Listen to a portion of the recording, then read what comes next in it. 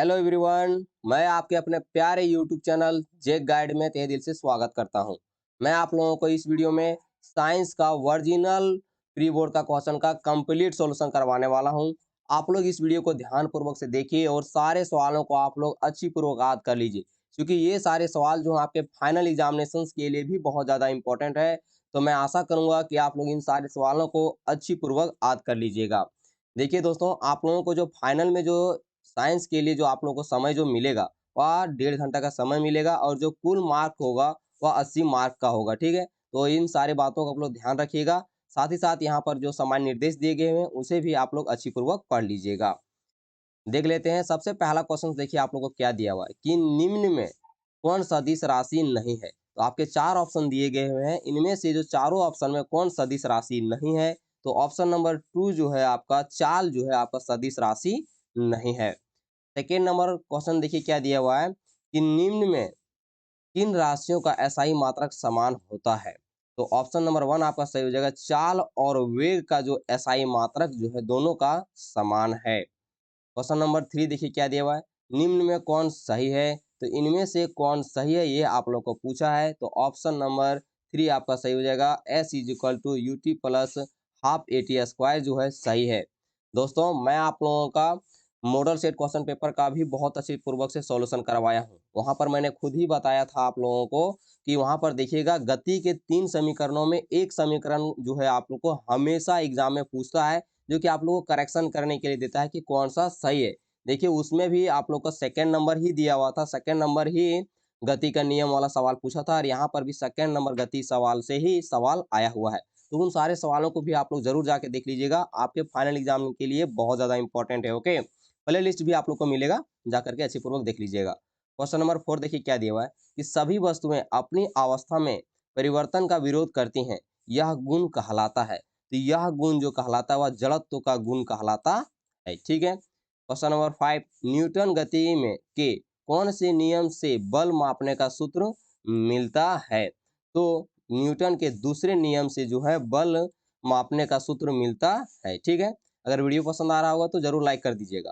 Question number देखिए 6 क्या दिया हुआ है कि 4 केजी द्रव्यमान वाली वस्तु को 2 मीटर पर सेकंड स्क्वायर की दर से त्वरित करने में कितना बल की आवश्यकता होगी। तो देखिए इसमें कितना बल की आवश्यकता हो जाएगी, तो इसमें 8 न्यूटन बल की आवश्यकता हो जाएगी, ठीक है। ध्यान देंगे कौन सा फॉर्मूला से होगा।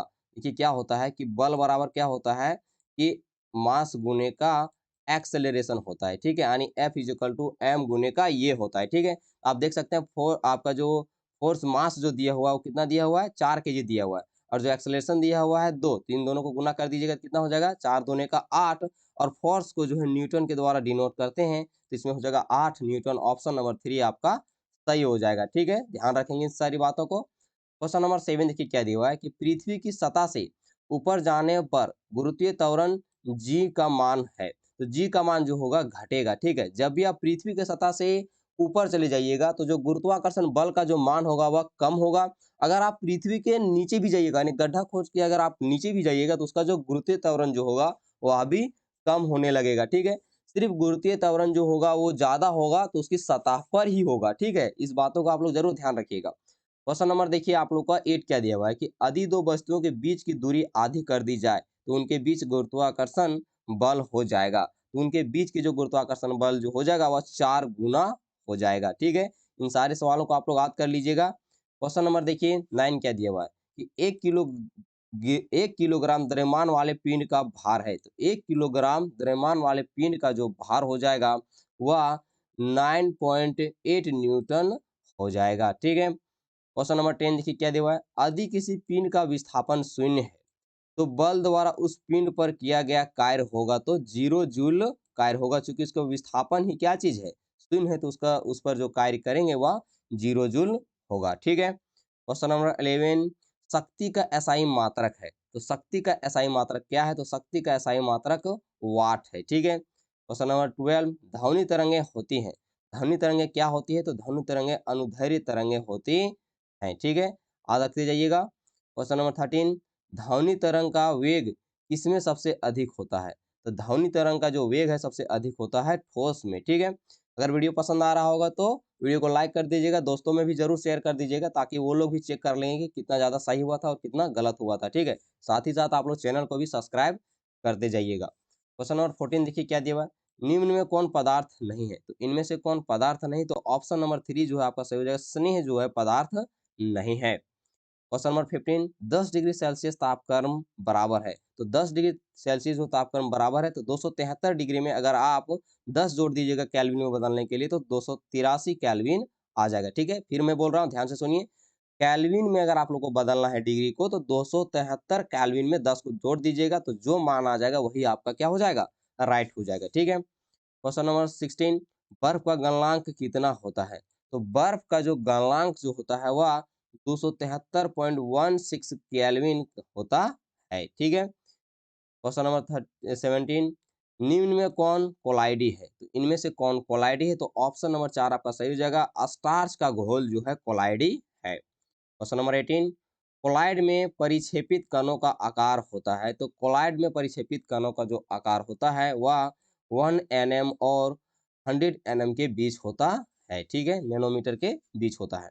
मैं आप लोगों को मैथमेटिक्स का भी सॉल्यूशन करवा दूंगा, तो आप लोग जरूर वीडियो को आकर के देख लीजिएगा। अभी थोड़ा समय मुझे नहीं मिल पाएगा, मैं अभी चला जाऊंगा स्कूल के लिए निकल जाऊंगा, ट्यूशन के लिए निकल जाऊंगा, नहीं तो मैं आप लोग का मैथमेटिक्स का भी बना के अपलोड कर देता, ठीक है। तो आप लोग जरूर चैनल को सब्सक्राइब करके रखिएगा जिससे कि वो सारे सवालों को भी आप लोग अच्छी पूर्वक बनाने के लिए सीख जाइएगा, क्योंकि फाइनल में भी आपको एग्जैक्ट इसी तरह से सवाल पूछे जाएंगे, ठीक है, तो ध्यान रखेंगे आप लोग। क्वेश्चन नंबर 19 देखिए क्या दिया हुआ है, निम्न में कौन तत्व नहीं है? तो इनमें से कौन तत्व नहीं है?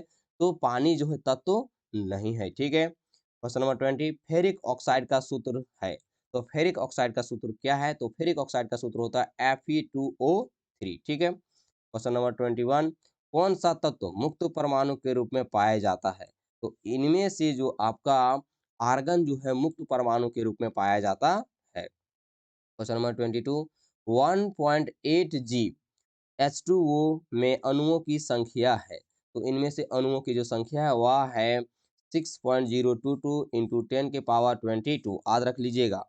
क्वेश्चन नंबर 23, 5.85 जी NaCl किसके बराबर है? तो NaCl किसके बराबर है? तो 1/10 मोल के बराबर है।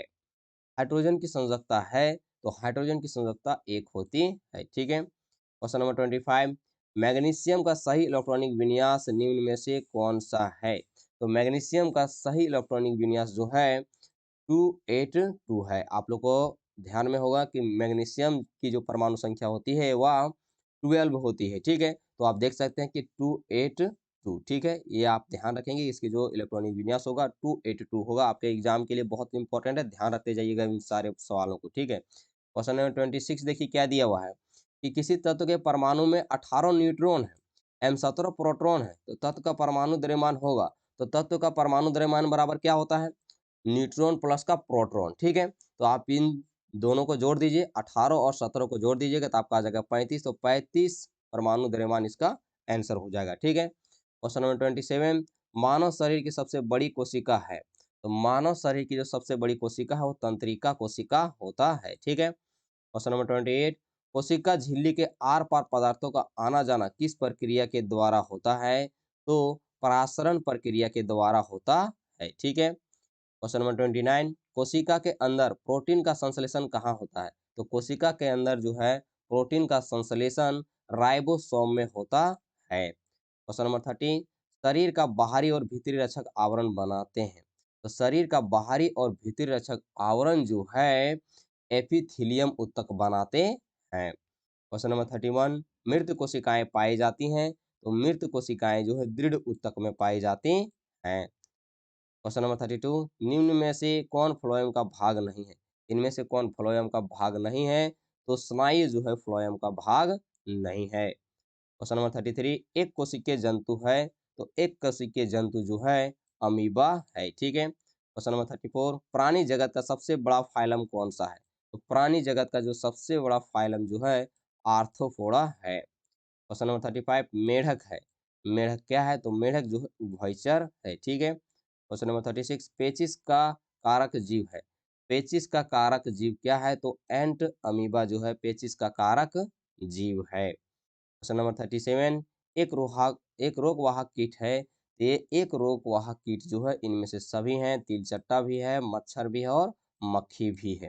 अगर आप लोग अभी तक वीडियो को लाइक नहीं किए होंगे तो जरूर लाइक कर दीजिएगा और साथ ही साथ चैनल को भी जरूर सब्सक्राइब कर दीजिएगा। क्वेश्चन नंबर 38 देखिए क्या दिया हुआ है कि ओजोन गैस पाई जाती है। तो ओजोन गैस जो है समताप मंडल में पाई जाती है। क्वेश्चन नंबर 39 कार्बोहाइड्रेट प्रधान फसल है। कार्बोहाइड्रेट प्रधान फसल जो है आपको ऑप्शन नंबर 2 सही जगह गेहूं जो है कार्बोहाइड्रेट प्रधान फसल है। क्वेश्चन नंबर 14 श्वेत क्रांति किससे संबंधित है। तो श्वेत क्रांति जो है जो दूध उत्पादन से संबंधित है। ठीक है दोस्तों, मिलते हैं नेक्स्ट वीडियो में। मैं आप लोगों को दिखा देता हूँ सिर्फ मैथमेटिक्स का, जो कि मैंने ऑलरेडी ही पीडीएफ तैयार करके रखा हुआ हूँ, लेकिन अभी बना नहीं पाया समय की वजह से। ठीक है, आप देख सकते हैं कि आप लोग का मैथमेटिक्स का यहाँ पर पीडीएफ है, लेकिन मैं अभी पढ़ा नहीं रहा हूँ। ठीक है, मैं आप लोग को लेकिन पढ़ा दूंगा। ठीक है, मिलते हैं नेक्स्ट वीडियो में।